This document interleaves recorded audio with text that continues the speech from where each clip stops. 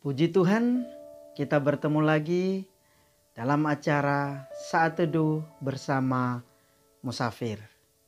Hari ini kita akan merenungkan satu kebenaran firman Tuhan dengan tema yaitu sukacita dalam penantian kedatangan Kristus kedua kali. Dari kitab 2 Tesalonika 2 ayat 13 sampai 17. Sahabat musafir yang dikasihi Tuhan, isu-isu kiamat sudah banyak dilontarkan oleh banyak orang. Ketika tahun 2012 banyak orang yang meramalkan bahwa akan terjadi kiamat. Bumi akan ditutupi oleh air sehingga banyak manusia yang akan meninggal, atau mungkin seluruh umat manusia akan meninggal. Tapi faktanya kita sudah melewati tahun 2012, tidak terjadi. Kemudian hal yang sama, isu kiamat juga pernah disampaikan oleh banyak orang, oleh para peneliti yang menyatakan bahwa tahun 2017 akan terjadi kiamat. Tepatnya itu tanggal 23 September 2017, di mana ada batu besar yang ada di angkasa, besarnya mungkin sepertiga dari bumi, dan diprediksi tepat 23 September 2017 akan memukul bumi, menyebabkan bumi hancur. Tapi faktanya kita juga sudah melewati tahun 2017. Sesudah tahun 2017 muncul lagi anggapan orang dan dikatakan seorang peramal hebat.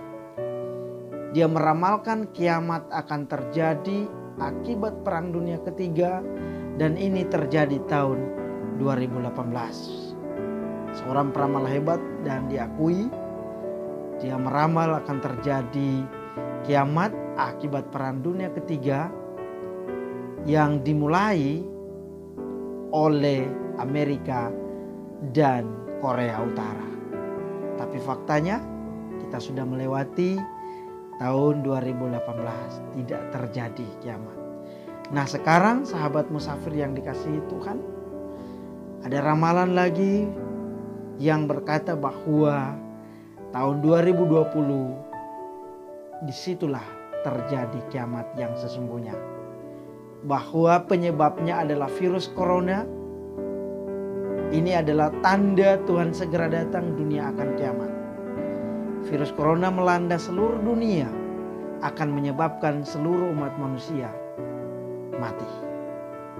Nah, sahabat musafir yang dikasihi Tuhan, apakah benar tahun 2020 Tuhan akan datang? Sahabat musafir yang dikasihi Tuhan, bagi kita saat ini sebagai orang yang percaya kepada Tuhan, apapun yang terjadi dengan dunia ini, sebagai orang-orang yang percaya kepada Kristus, jangan pernah takut menanti kedatangannya, tetapi tetaplah bersukacita dalam penantian kedatangan Tuhan.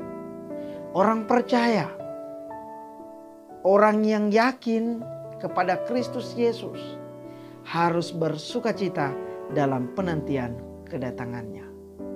Nah, mengapa kita harus percaya, kita harus bersukacita dalam penantian kedatangan Tuhan?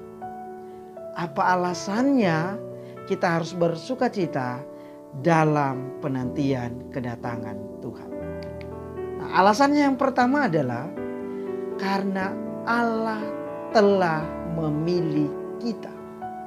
Ayatnya yang ke-13, 2 Tesalonika 2 ayat 13 dikatakan, akan tetapi kami harus selalu mengucap syukur kepada Allah karena kamu, saudara-saudara yang dikasihi Tuhan, sebab Allah dari mulanya telah memilih kamu untuk diselamatkan dalam roh yang menguduskan kamu dan dalam kebenaran yang kamu percayai. Nah, sukacita Paulus di sini dalam hal ini adalah mereka, yaitu orang-orang di Tesalonika, dipilih oleh Allah untuk diselamatkan. Jelas ayatnya yang ke-13. Bahkan Yesus berkata, bukan kamu yang memilih aku, tetapi akulah yang memilih kamu. Oleh karena itu memang benar bahwa kita dilahirkan kembali sudah memilih Yesus Kristus. Tetapi sebenarnya Yesuslah yang terlebih dahulu telah memilih kita. Keselamatan kita pertama-tama berdasarkan atas pilihan Allah kepada kita, lalu pilihan kita kepada Yesus Kristus. Efesus 1 ayat 4 berkata bahwa sebab dalam Efesus 1 ayat 4 berkata bahwa dalam Dia Allah telah memilih kita sebelum dunia dijadikan, supaya kita kudus dan tak bercacat di hadapannya. Jadi sahabat musafir yang dikasihi Tuhan, bersukacitalah senantiasa dalam penantian kedatangan Tuhan, karena kita sudah dipilihnya menjadi milik kepunyaan. Yang kedua, sukacita dalam penantian kedatangan Kristus kedua kali adalah kita diberikan kemuliaan. Itu alasannya kita bersukacita. Karena kita telah diberikan kemuliaan kekal. Ayat 14 sampai 15 berkata bahwa untuk itulah Ia telah memanggil kamu oleh Injil yang kami beritakan, sehingga kamu boleh memperoleh kemuliaan Yesus Kristus Tuhan kita. Sebab itu berdirilah teguh dan berpeganglah pada ajaran-ajaran yang kamu terima dari kami, baik secara lisan maupun secara tertulis. Sahabat musafir yang dikasihi Tuhan, Injil Yesus Kristus adalah panggilan Allah kepada manusia di mana-mana tempat. Keselamatan kita tidak hanya pada waktu kita ada di dunia ini, tetapi sampai kepada masa kekal yang akan datang.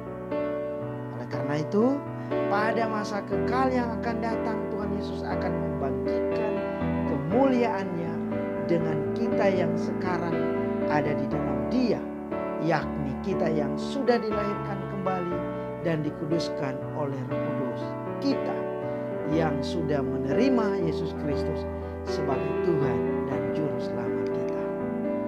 Karena itu, sahabat musafir yang dikasihi Tuhan, tetaplah bersukacita dalam penantian kepadanya, dalam penantian kedatangan Kristus, karena kita akan diberikan kemuliaan yang kekal, yaitu bersama-sama dengan Dia hidup di surga yang kekal. Yang ketiga, alasan kenapa kita harus bersukacita dalam penantian kedatangan Kristus kedua kali adalah karena Allah beserta kita. Ayat 16 sampai ayat 17 berkata demikian.